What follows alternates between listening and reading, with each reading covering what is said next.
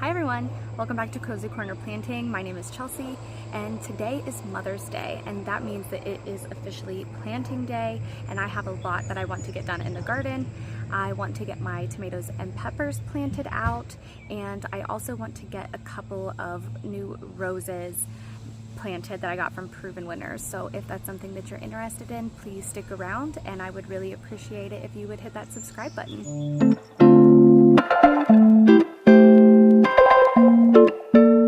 So here we're out in the container garden, and I have all of my tomatoes laid out in the pots that they're going to be planted in. I am going to be putting my dwarf variety tomatoes in these two 10-gallon grow bags, and then every other variety, my cherry tomatoes, my indeterminates, they're all going to go into these 20-gallon containers.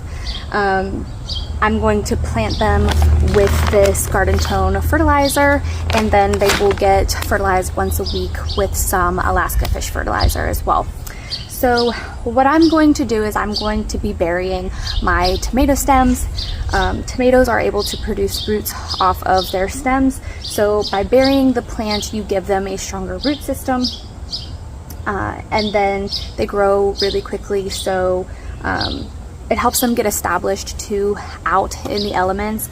I have had my tomatoes out in the greenhouse for maybe a week or two, and it's been ventilated, so they've been out in the full sun with a lot of wind exposure.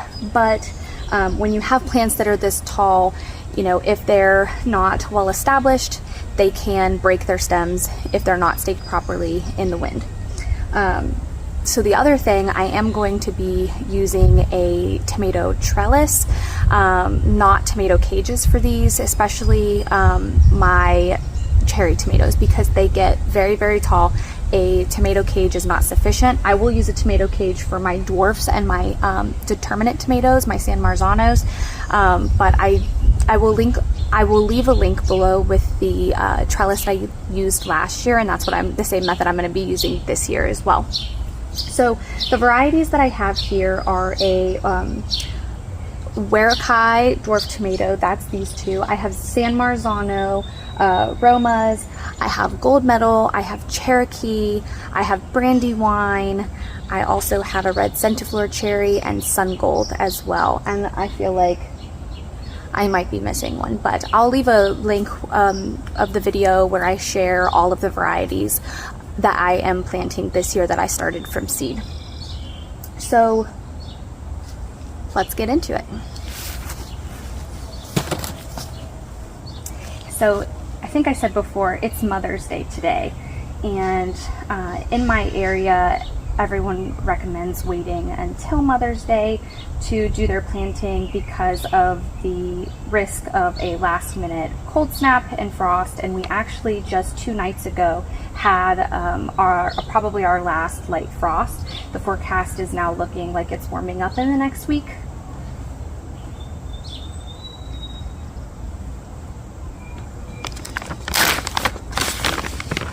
So I just take a little handful of the fertilizer and I pour it down into the hole. I'm making a nice deep hole because, like I said, I'm burying the stem. So I'm going to remove probably these first 3 leaves and bury it up to about there. This is the part I hate. Especially when you've started them from seeds and now you're tearing them apart. It's kind of sad, but we'll just take all the bottom leaves off.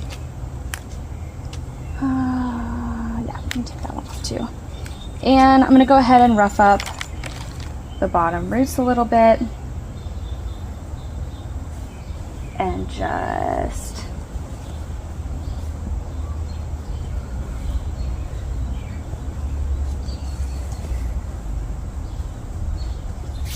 backfill. So our very first tomato is in. We'll do the same thing with the next one. I'll show you a more close up of that.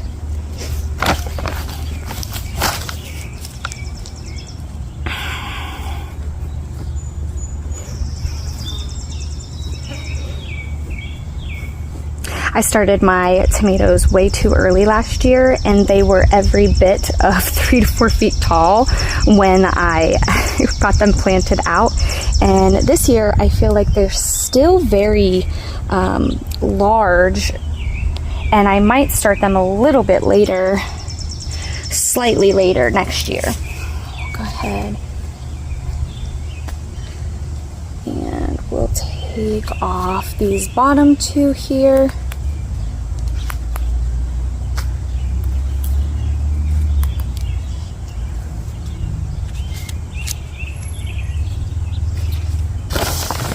Put in our fertilizer. Rough up the roots just a little bit and pop her down in. Oh, I made it too shallow there.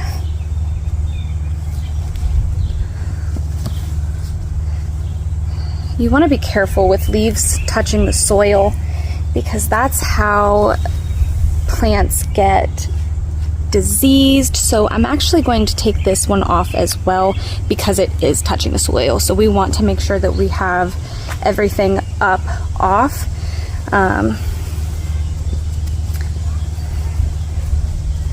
So there you have it. And I'm just going to repeat that process with all of the rest of the tomatoes.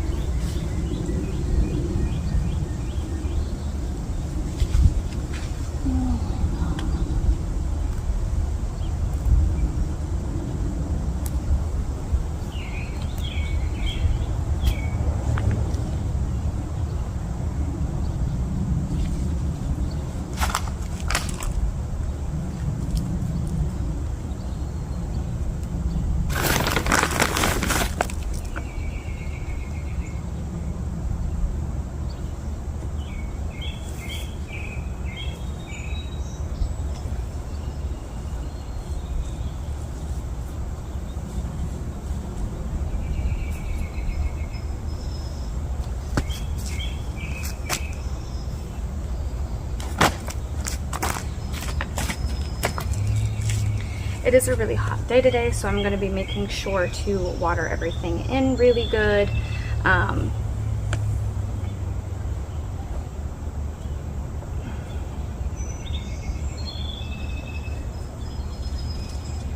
Some of these are getting a little bit floppy from being out in the heat. I think once this has a drink of water, this will come up. So I'm not going to take that one off until I know if it's going to be touching the soil or not.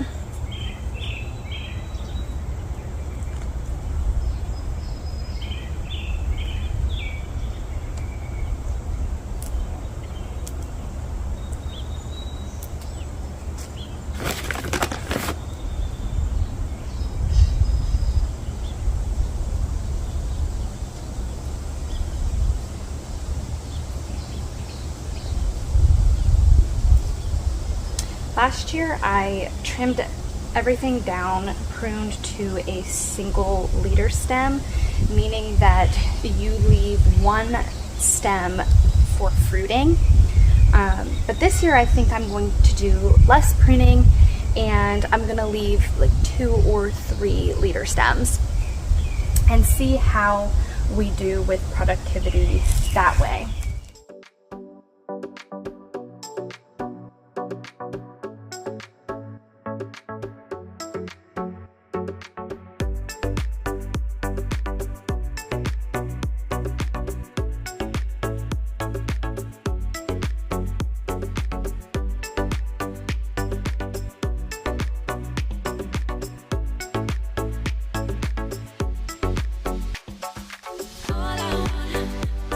All I want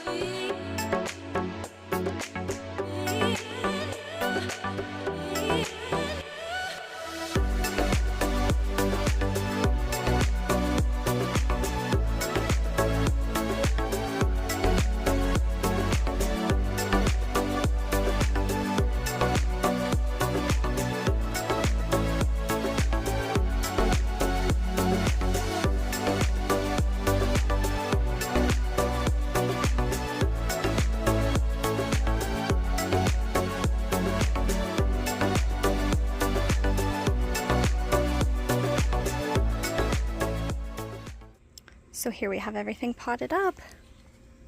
Everything's watered in. I gave it a nice big drink.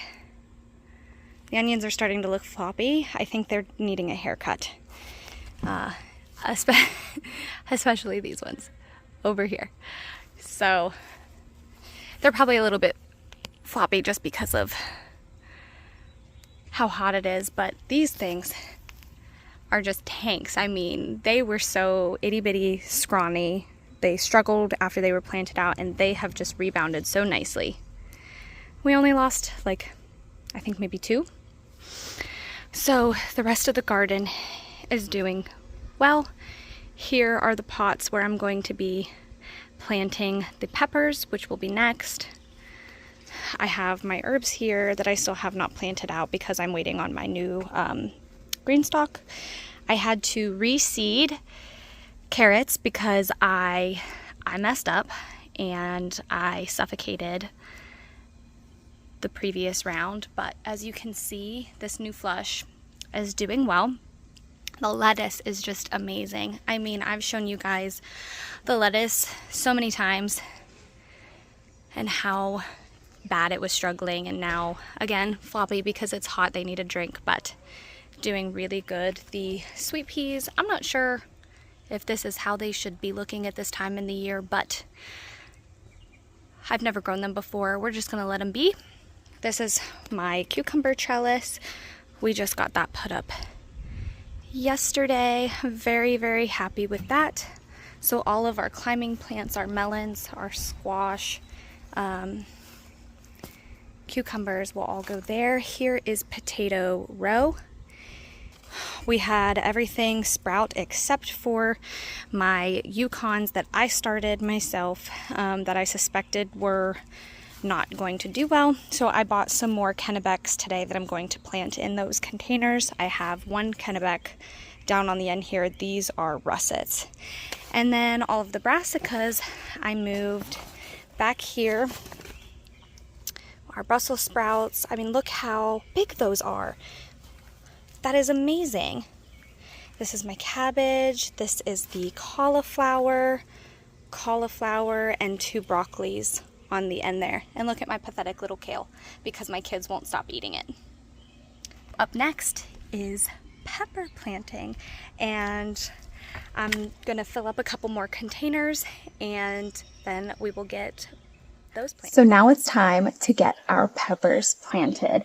These little guys have been the bane of my existence this year. I struggled with these pepper seedlings tremendously. In the first month, they were completely yellow, completely stunted, not putting on any growth. And we were able to turn that around. I have a video on how I, kind of pivoted these, but they are doing so well. They are nice and green and they've put on so much growth. I'm so happy with the way that these are looking, and I'm really excited to get them planted out today. And I am nervous to do so because part of me is afraid that they're still too tender. But these are the same size as the peppers that I got from the garden center last year, and they have been out in the greenhouse in the full sun. They've been exposed to all kinds of wind. They just haven't been exposed to the elements, so I'm hoping that they do just fine. So in these pots back here, these and a couple of these are going to be where the peppers get planted. So we're going to do the exact same thing that we did with the tomatoes. We're not going to bury these deep. We're just going to plant them a little above soil level, and then we're going to put some of the garden tone fertilizer, and these will be ready to go.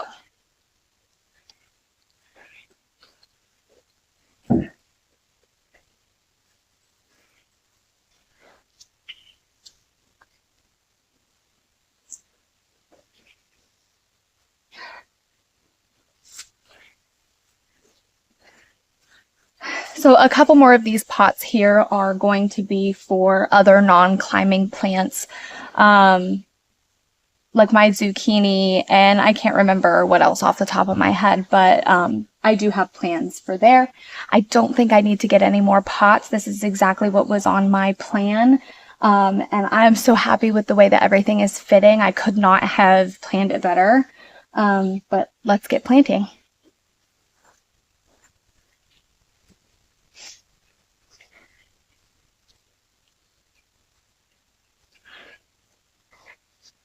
Here we have the Anaheim, which I think I accidentally grew last year. If you pick it green, it is very mild, and if you let it turn red, it does get pretty spicy.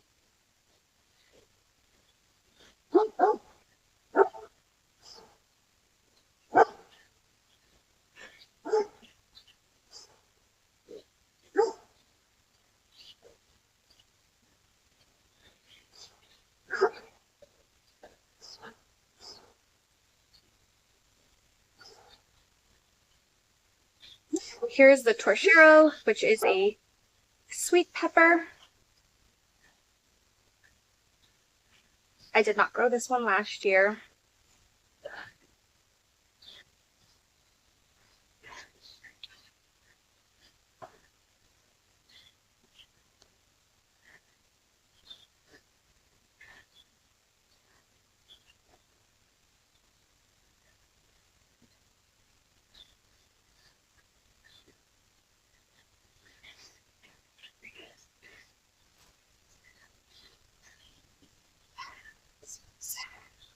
This is a lilac bell. It's a nice, pretty bell pepper, just for fun, to have a little bit of color variety in the garden.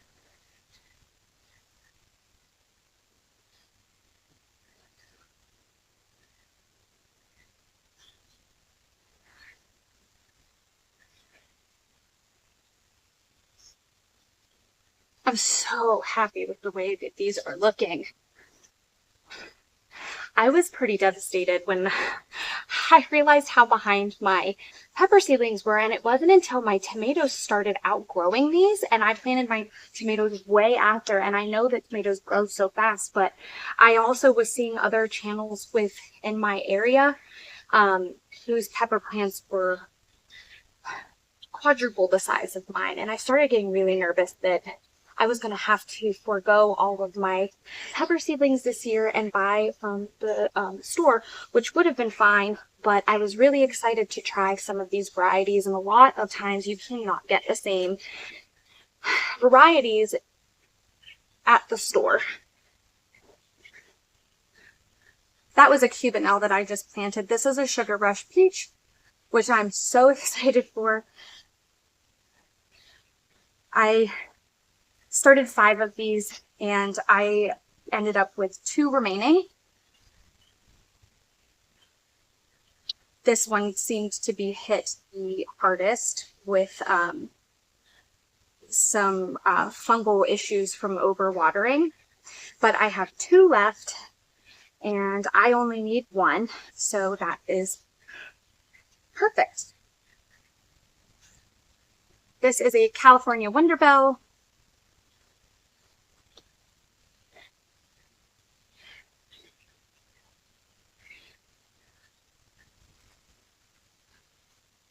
Which I did grow last year and did pretty well with. I saw some tricks where if you pull off the first couple of flowers in the season, that it allows the plant to focus more on root development and getting larger, and then toward the end of the season you get a lot more peppers on the plant. And I did see that firsthand when I was growing them last year. I had 2 bell pepper plants, and I got like maybe 2 or 3 bell peppers on each plant very early on in the season, and then once I picked those off, the plant put on a huge flush of growth, and then I had tons and tons of bell peppers on the plant, but they never reached maturity before the end of the growing season. So I'm wondering if I pick off the peppers early, if that'll give the chance for those later peppers to have more time to develop and we can get more peppers. So we'll see about that. Another experiment for the year. This year has been a lot of trial and error and a lot of figuring things out and experimenting. It's been fun, but it has also been stressful. I'm not the most patient person, but gardening has taught me a lot of patience.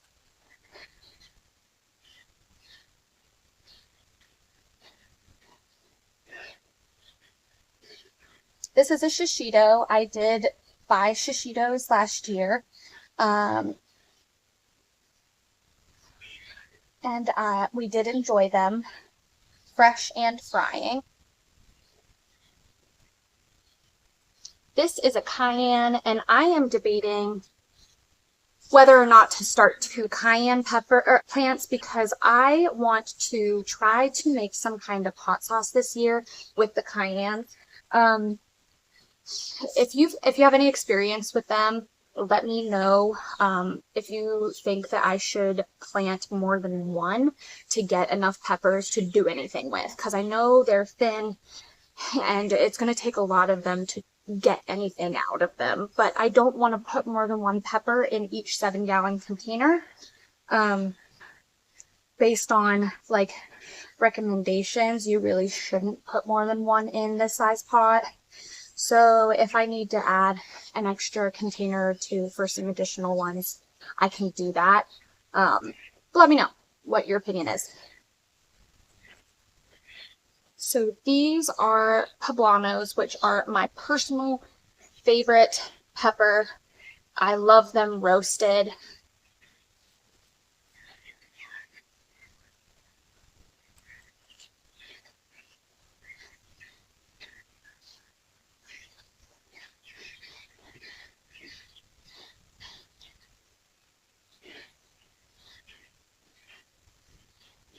I bought those from the store last year as well.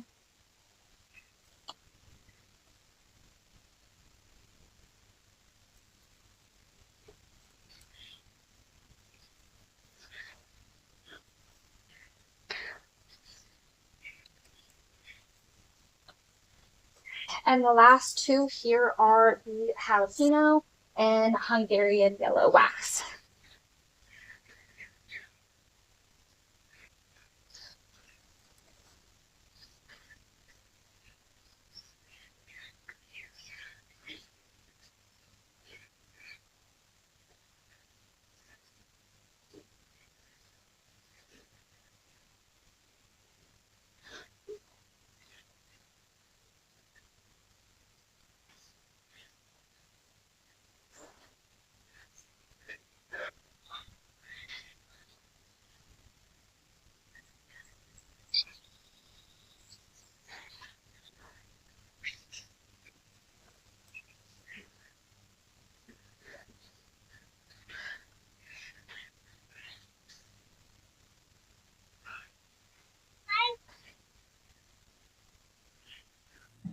So here I have 3 proven winners.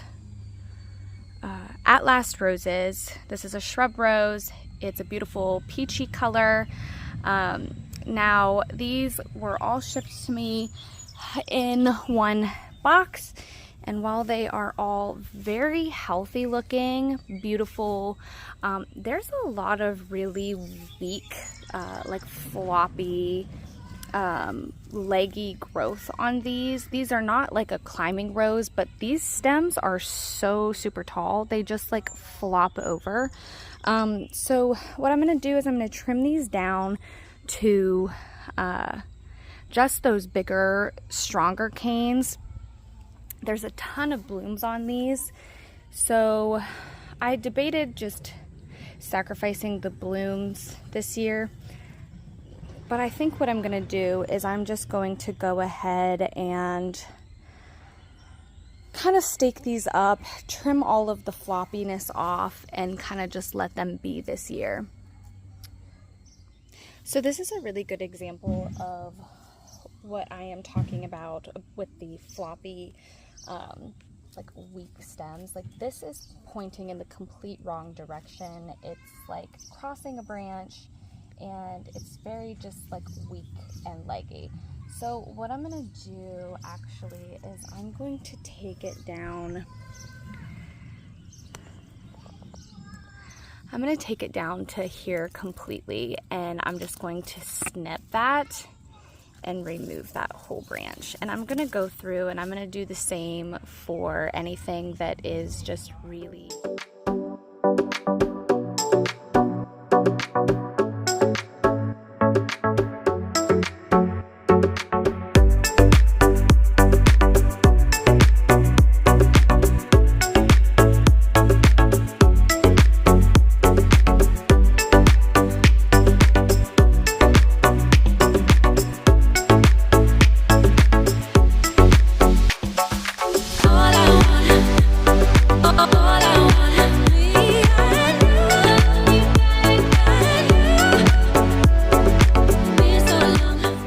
so tall and so floppy they can't even keep their containers upright, so I have to prop them up against the deck for support.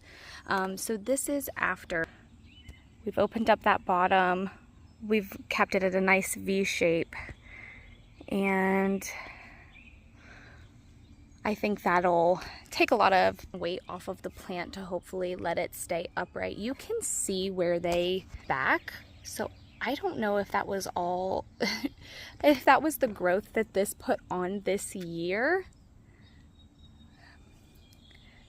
but they are so tall. I was not expecting that. This looks a habit of like a climbing rose to me, but it's a shrub rose, and I just hope it fills out the way that I want it to. I've seen a lot of people have these and they're giant and they're beautiful and they bloom just magnificently.